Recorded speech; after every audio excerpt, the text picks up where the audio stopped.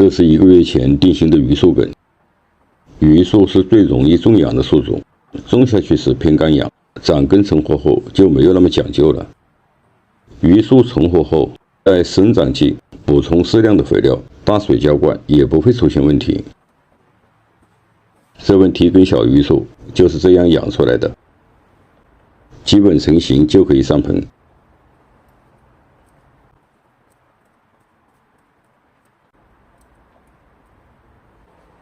榆树除了高温和冬季不适合上盆，其他季节都可以进行。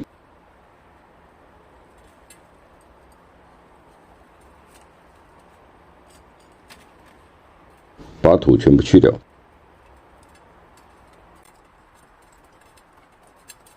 过长的根都把它剪短。榆树休耕后不要去洗根，更不能泡水。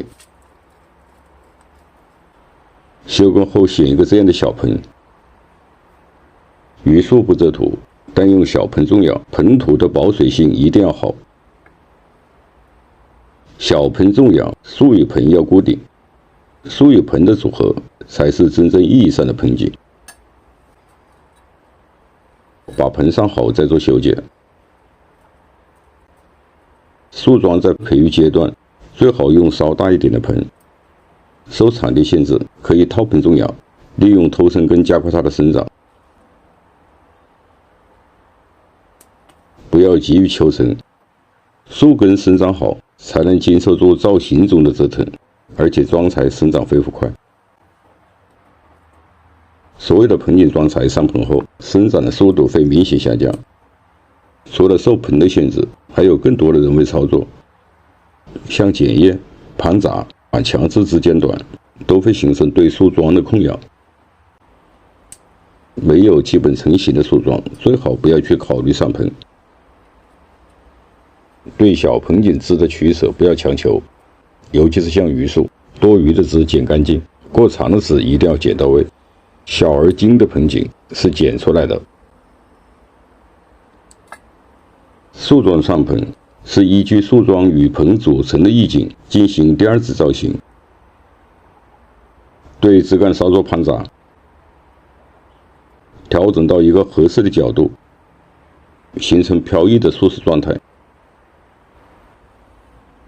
对树桩所有的调整或者是修剪，都不能离开树与盆组合中的比例要素。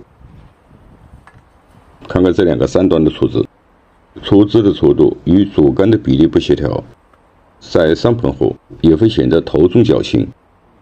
有备用的枝条可以直接把它剪掉。对这种针粗过头的枝，也可以像这样对粗枝进行减肥。像榆树这种愈合能力比较强的树种，枝条减肥只要留有皮层连接，1至2年就会形成完全愈合，可以基本看不见伤口。像这种操作就是一种控养手段。上盆后进行减肥操作，枝干一般只会形成愈合，很难再有增粗的机会。抹上愈合剂，抹2遍，再贴上吸附纸。玩盆景有3个纠结。第一是生桩定一个什么样的型。对树桩定型，一般是定终身，按型培育，少则几年，多则上10年。第二是定树势。树势由枝干的成型方向组成，这一关主要是对培育后枝干的取舍。枝干的去留，一剪了下去定乾坤，在这一步是最纠结的。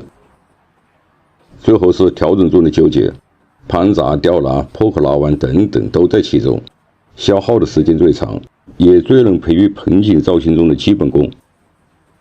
3个纠结其实就是盆景造型中的3个主要阶段，有顺序不能颠倒。出完盆景不知怎样动手，一般是把顺序颠倒了。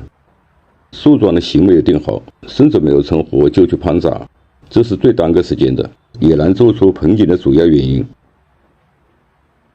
不排斥盘杂，但的确盘杂在盆景造型中对出完盆景起到了一定的误导。